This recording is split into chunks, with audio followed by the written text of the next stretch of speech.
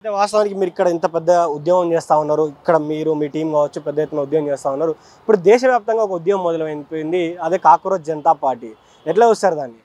అంటే ఇక యువత వస్తున్నాయి. కాక్రోచ్ జనతా పార్టీయే కాకుండా ఇప్పుడు క్లైమేట్ ఫ్రంట్ మా గ్రూప్ కానీ, సేవ్ మూసీ మూవ్మెంట్ అది ఒక లార్జర్ ఉద్యమం కానీ, మాలాంటి ఉద్యమాలు ఎమర్జ్ కావడానికి కారణం ఏంటి? ప్రభుత్వాలు యువత ప్రశ్నలని, ప్రజల ప్రశ్నలని, పర్యావరణానికి సంబంధించిన ప్రశ్నలని ఆన్సర్ చేయకుండా వాటిని నాశనం చేస్తున్నాయి కాబట్టి ఇట్లా వస్తున్నాయి. అరే ప్రభుత్వం మంచిగా ఉంటే, లేకపోతే ప్రజా నాయకులు మంచిగా ఉంటే, మిగతా పార్టీలు మంచిగా ఉంటే మాకు ఈ అవసరం ఉండదు.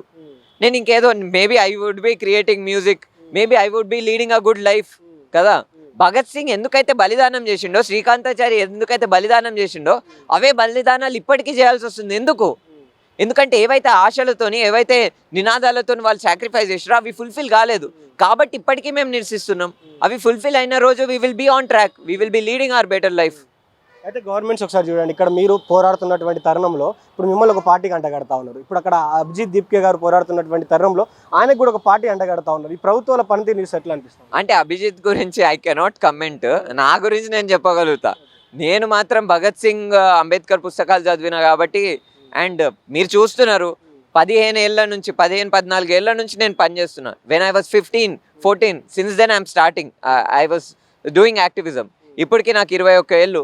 గత 6 సంవత్సరాల నుంచి రుచిత ఏం చేసిండు అనేది క్లియర్గా ఉంది. ఇన్స్టాగ్రామ్ కానీ, యూట్యూబ్ కానీ సిరీస్ ఆఫ్ ఇంటర్వ్యూస్ చూసుకోండి, నా లైఫ్ జర్నీ చూడండి.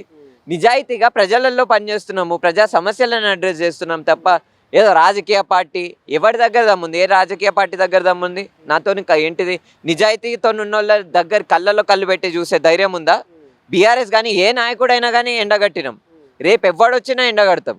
కాంగ్రెస్ కానీ, బీజేపీ కానీ ఎవరి దగ్గరైనా. ఆరావళికి వెళ్ళినాం, మేము ఆరావళిలో యాత్ర చేసినాం బీజేపీ పార్టీకి విరుద్ధంగా. ఇప్పుడు కాంగ్రెస్ పార్టీలో కొట్లాడుతున్నాం, గతంలో బీఆర్ఎస్ మీద కొట్లాట చేసినాం. వీ ఆర్ విత్ పీపుల్, ప్రజలతో ఉంటాము, పర్యావరణంతో ఉంటాం తప్ప స్టేట్ ఏంటి ప్రభుత్వాలతోటి, దొంగలతోటి, దొరలతోటి ఉండం మేము. మీరు ఏమనుకుంటారు? అంటే కాక్రోచ్ జనతా పార్టీ సర్వైవ్ అవుతుంది అనుకుంటారా, లేకపోతే ఓన్లీ సోషల్ మీడియా వరకే పరిమితం అవుతుంది అనుకుంటారా? ప్రజల సమస్యల మీద పోరాడే అవకాశం ఉందా అనుకుంటున్నారు? ఎందుకంటే దాదాపు చాలా మిలియన్లలో 20 మిలియన్ దాటి 2 కోట్ల మంది దాటినట్టున్నారు. ఇప్పటికీ అంత ఫాలోయింగ్ ఉన్నటువంటి ఇది ప్రజల సమస్య కోసం పోరాడే అవకాశం ఉందంటారా? కొట్లాడాలి పాపం, అంటే కొట్లాడితే మంచిగా ఉంటుంది అంతే. నేనేం చెప్తా, ఇంకా చూడాలి. అంటే ఇట్లా చాలా జరిగినాయి కదా గతంలో కూడా, చూడాలి మరి ఎట్లా టర్న్ అవుట్ అవుతుందో చూడాలి అంతే. అంటే దేశంలో ఉన్నటువంటి ప్రభుత్వం కూడా ఇప్పుడు అది పాకిస్తాన్ ఫాలోవర్స్ ఎక్కువ మంది ఉన్నారని ఒక చర్చ కూడా వాళ్ళు ఇక ఏం పని లేదు, అది ఇదని డైలాగులు కొడతారు. ఏమనంటే హిందూ ముస్లిం అంటారు, ఏమనంటే నువ్వు ఈ కులం ఆ కులం అని అంటారు, ఏమనంటే నువ్వు మహిళ నువ్వు సౌత్ ఇండియన్ నార్త్ ఇండియన్ అని అంటారు. అంటే ఎట్లా పడితే అట్లా విడగొట్టడమే ఇలా పని. బ్రిటిష్ వెళ్ళిపోయింది కానీ బ్రిటిష్ వాళ్ళ బుద్ధి మారలేదు. అది కాంగ్రెస్ వాడు వాడుతుండు, బీజేపీ వాడు వాడుతుండు, బీఆర్ఎస్ వాడు వాడుతుండు. సో జనతా పార్టీ తెచ్చుకొచ్చినటువంటి డిమాండ్స్ ఏ విధంగా అనిపిస్తున్నాయి మీకు? వాళ్ళ డిమాండ్స్ నేను ఫస్ట్ పాయింట్ తోనైతే బరాబర్ అగ్రీ అవుతా. చీఫ్ జస్టిస్ ఆఫ్ ఇండియాని అర్జెంటుగా రాజ్యసభ మెంబర్ చేయాలి. ఎందుకంటే ఆయన అంత ముద్దు మాట్లాడిండు కదా. చీఫ్ జస్టిస్ ఆఫ్ ఇండియా చేసిన కమెంట్స్కి భారతదేశ ప్రజలు సిగ్గుపడాలి. ఎందుకంటే ఆయన అట్లాంటి పొజిషన్లో ఉన్నాడు. మన హక్కులని, నా హక్కులని, మీ హక్కులని ప్రొటెక్ట్ చేయాల్సిన వ్యక్తి ఎవరు అని అంటే, రేపు ప్రభుత్వము ఏదైనా చట్టం తీసుకొచ్చింది. ఫర్ ఎగ్జాంపుల్ ఫండమెంటల్ రైట్ ఉంది, రైట్ టు ఈక్వాలిటీ చట్టం ఉంది. రైట్ టు ఈక్వాలిటీ అనేది ఏంటి? Fundamental right. అది ఆ ఫండమెంటల్ రైట్ని ఉల్లంఘిస్తూ ప్రభుత్వం రేపు ఒక చట్టం తీసుకొస్తే దాని నుంచి మనల్ని ఎవరు రక్షించాలి తెలుసా?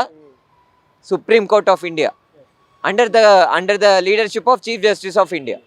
అదే చీఫ్ జస్టిస్ ఆఫ్ ఇండియా మనల్ని బొద్దింకలంటూ, మనల్ని మీకు జాబ్ లేదు, మీరు ఏంటి అది ఇది అని డిస్రెస్పెక్ట్ఫుల్గా మాట్లాడుతుంటే రక్తం మరగదా? భగత్ సింగ్ బలిదానం ఎందుకు చేసిండు? ఇట్లాంటి షేమ్ఫుల్ అండ్ సెన్స్లెస్ పీపుల్ని చీఫ్ జస్టిస్ చేయడానిక? ఇవి ఇంపార్టెంట్ క్వశ్చన్స్ కాదా? I'm feeling ashamed. అందుకని నేను అంటున్నాను, అర్జెంట్గా ఆయన చీఫ్ జస్టిస్ ఆఫ్ ఇండియా చేయండి. ఎట్లయితే రేపిస్టులు, క్రిమినల్స్ ఎట్లయితే రాజ్యసభ మెంబర్స్ అవుతుర్రో, లోక్సభ మెంబర్స్ అవుతుర్రో, ఆ గ్యాంగ్లో ఈయనను కూడా కలుపుర్రి. ఆయనకు కూడా మీరు రాజ్యసభ సీట్ ఏమని అడుగుతా ఉన్నారు? అంతే కదా, వాళ్ళ మాటలే మాట్లాడుతున్నాడు, రాజకీయ నాయకుల మాటలే మాట్లాడుతున్నాడు. అయితే దాంట్లో ఇంకో కీలక అంశం కూడా ఉంది. ఎవరైతే రాజకీయ నాయకులు ఉన్నారో ఒకవేళ పార్టీ మారితే 20 సంవత్సరాలు పొలిటికల్ గా బ్యాన్ చేయాలని ఒక అంశం కూడా తెరపైకి తీసుకొచ్చారు. ఎందుకు ఇట్లాంటి సిచ్యువేషన్ వచ్చిందంటారు? ఎందుకంటే అంటే మొత్తం దొంగలే అయిపోయారు కదా అందరూ. అండ్ రాజకీయ నాయకులు దొంగలే. ఇప్పుడు జడ్జి కూడా ఆడ ఢిల్లీలో హైకోర్టు జడ్జి ఏం చేసిండు? వాళ్ళ ఇంట్లో ఎన్ని కోట్లు దొరికినాయి, ఇట్లా మస్తు ఇన్సిడెంట్స్ ఉన్నప్పుడు వీఆర్ ప్రభుత్వానికి మేము ఏమంటున్నాం అంటే, నేనేమంటున్నా అంటే ప్రజల్లో వ్యతిరేకత సృష్టించే పరిస్థితులు ఎందుకు తీసుకొస్తుర్రు? ప్రజలని ప్రేమించండి రా భయ్, ప్రజలని ప్రేమించి ప్రజలతోని ప్రేమ భావనతోటి ప్రజల హక్కులని మీరు ఎంపవర్ చేయాలి. కానీ ప్రజల హక్కులను చీల్చేసి కులపరమైన లేకపోతే ఏంటి మతపరమైన విద్వేషాలు సృష్టించుకుంటూ వాళ్ళని అణిచివేస్తే ఏం జరుగుతుంది? ఇట్లాంటివే వస్తాయి.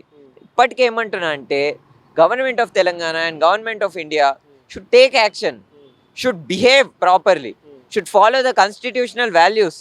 అదర్వైజ్ పీపుల్ విల్ ఎమర్జ్ యార్. ఎందుకు ఎమర్జ్ గారు చెప్పు?